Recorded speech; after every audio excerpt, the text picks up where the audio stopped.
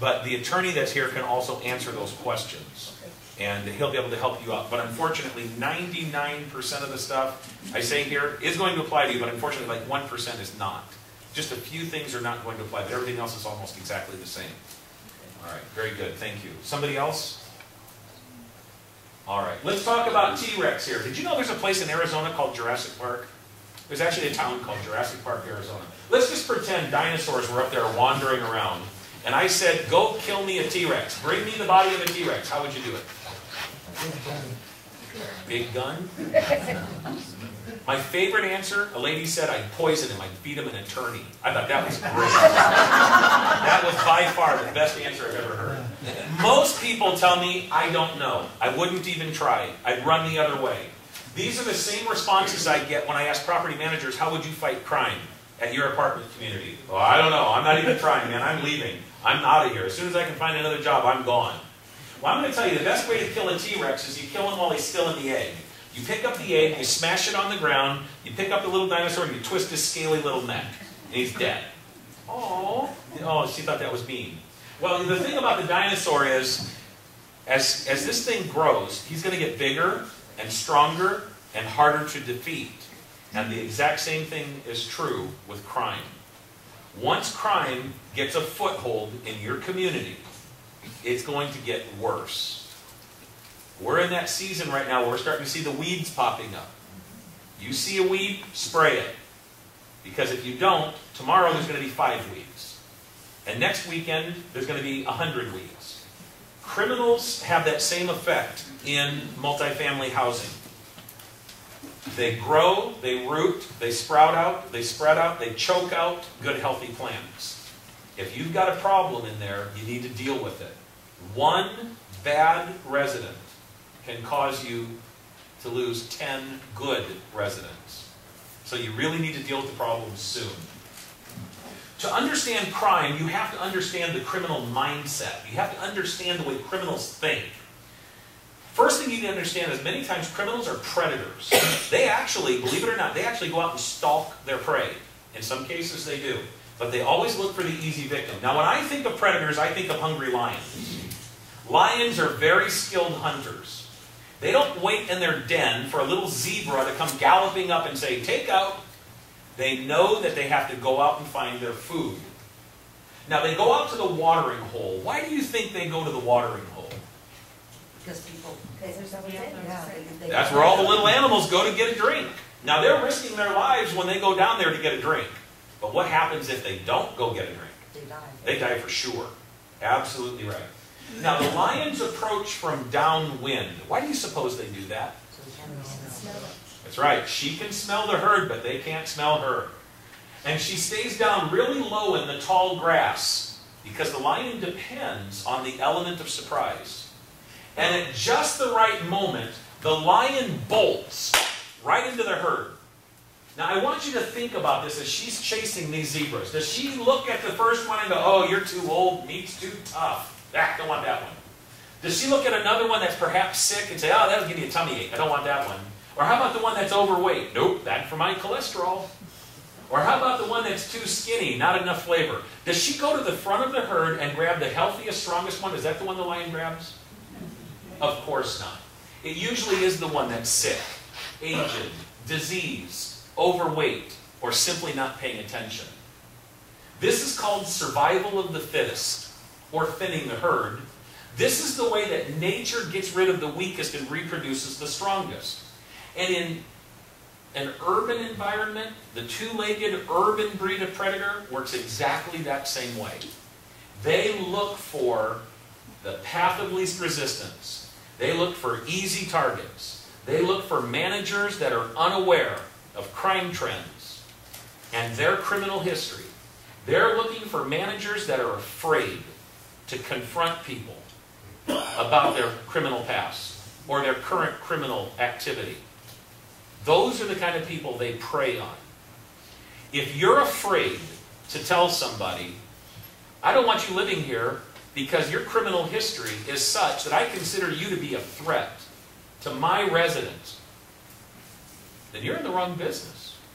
If you're afraid to tell somebody, I'm going to evict you because you've done evil, you're in the wrong business. I want to dissect crime a little bit more and talk a little bit more about this so we really understand crime, therefore we can understand crime prevention. Now when I went to the police academy, the crime triangle I learned was target, ability, and opportunity. And that's just wrong. I've had people that have contacted me over the past few years. They said, hey, I'm taking a criminal justice course, and in our college book it says, you teach target, desire, and opportunity. And they've asked me, you know, why have you deviated from that standard? And more now, publications I'm reading, they're starting to go with this model over the other ones. And I'm going to tell you why. The word ability does not belong there. I have the ability to commit all types of crimes. The reason I don't do it is I don't have the desire to.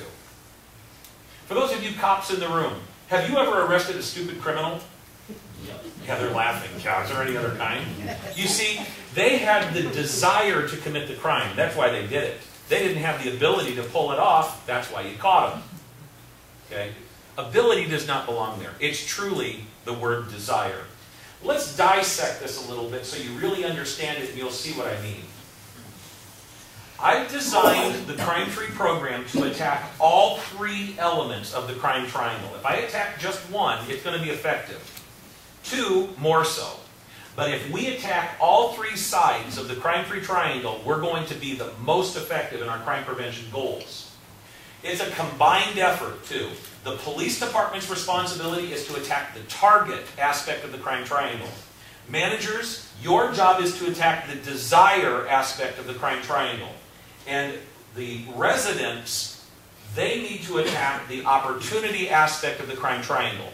Let me show you how this works. You in law enforcement, you know when you go out to a property why the criminals are hammering on that property. You can see it. You say, well, no wonder the creeps are going there. It's dark. Look at the bushes, they're overgrown. The fences are knocked down. Look at the graffiti. They feel like they've got safe haven there. They've claimed this territory. They've taken it over. And all of the other things that are in your mind, you can see why they target the property. Our job is to meet with the manager and say, let me show you how not to be an easy target. Let me share my experience with you on the things that you can do to improve your property. Now some people go, oh, how much is this going to cost me? Hold on a minute. Crime-free program doesn't cost you money. If you follow what we're teaching you, it's going to make you money. And I'm not just talking about reduced liability. I'm not just talking about reduced court costs because of evictions. I'm not just talking about less attorney's fees. I'm not just talking about the fact you're not going to lose so much money during the eviction process because the unit is empty. Yeah, all of that's good. I'm talking about real return on your investment. I'm talking about truly improving your net operating income. For example, you've got 300 apartment units and you're burning an incandescent screw-in light bulb at every front door. Touch one of those bulbs. Hot. Oof. All of the energy, or a good portion of that energy anyway, is going to heat. You're wasting energy. If you exchange that incandescent light bulb with a compact fluorescent, you'd go from a 75-watt bulb down to a 13-watt bulb, and you'd still get just as much light. It's called lumens per watt. It's the same thing as miles per gallon, except now we're talking electricity. I don't know too much more about electricity. Two things I never try to explain. Electricity and juries. I don't know. I tell people if you respect the law and you love sausage, you don't want to know how either one is made. But I will tell you, if you exchange those incandescent light bulbs for compact fluorescent, you're going to get a huge return on your investment. In fact, in about 1 year, it will pay for that upgrade. And every year after that, it's pure profit right back in your pocket. And there's a lot of other things we can show you when we come out to your property on how crime-free will actually make you money. You go to your owner and you ask him, hey boss, how did you do in the stock market last year? I don't want to talk about it. What if I could show you an investment where you could get 100% return on your investment? They're all ears. If you can show them 10% return on their investment, they're going to be listening.